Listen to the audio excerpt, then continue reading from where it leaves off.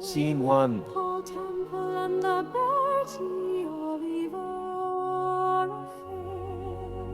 Words by Dennis Cattell, Charlie Weiselberg. Sir Graham called round the following day. As promised, he brought round a tray of various cheeses, which he shared round with the Temples. Charlie poured drinks for everyone, rather sullenly. He wore a pith helmet and beige clothes, looking for all the world like an African explorer. Have you decided where you're going for your holiday next week? Charlie asked Steve, affecting an interest she simply didn't possess. Yes, Mom. Going to Cape Town, Nairobi, he answered.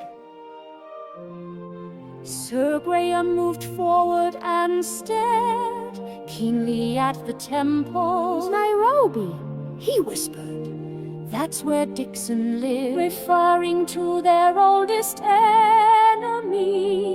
Temple nodded. Vosper is calling in favors from many of his informants and associates. If Dixon is in London, we'll find him. The doorbell rang.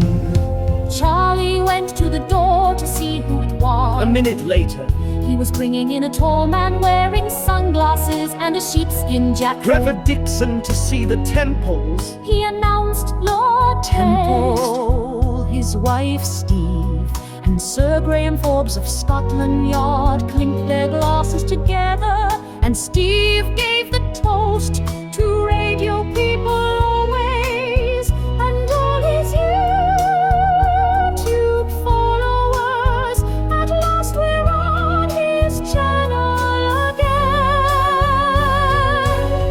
Paul Temple nodded his approval, but glared at the sight of Charlie, who had come in with a telegram in his hand, which he handed to Paul.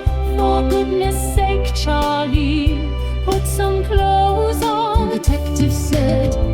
Charlie nodded and backed out of the room, failing to notice that Steve had plucked a daffodil out of the vase and stuck the end up his posterior.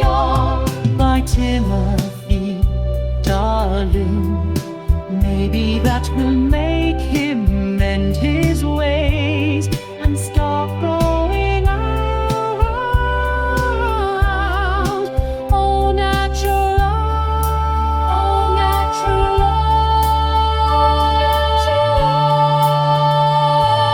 love. Doubted Paul, left his wife, as long as we remain on the radio. Charlie thinks it doesn't matter what he looks like or wears. And he's right, and he's right. Just then Sir Graham spoke up. What's in the telegram? What's in the telegram? Paul looked up at the Scotland Yard chief and replied, "It says with the compliments of Mr. Foswell." At these words, Paul Temple looked aghast. It's Bertie Oliver after all these years. Bertie's back for his revenge.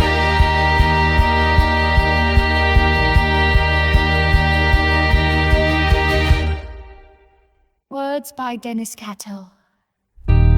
Words by Katie Clarke, introducing Dr. Alberto DuPont. Well, well, well. Talk of the devil, if it isn't Dixon himself. What brings you here? Asked Temple in a croaky voice, due to a large piece of Stilton clogging up the back of his throat. Dixon just stood there for a moment, realizing he was the only one wearing spats, and felt out of place before he could reply. The phone rang. Shall I get it, sir? Asked Charlie. No, I'll get it, said Steve. "No, Steve, you've had too much cheese," replied Paul. I haven't, Interjected Vosper. just let me get it. Bellowed Sir Graham Forbes. Eventually, a person delivering a telegram to the house ended up answering the phone. The telegram boy said all they said was, "Hope Mrs. Temple likes her new girdle. Best wishes, B.O." Cue train music.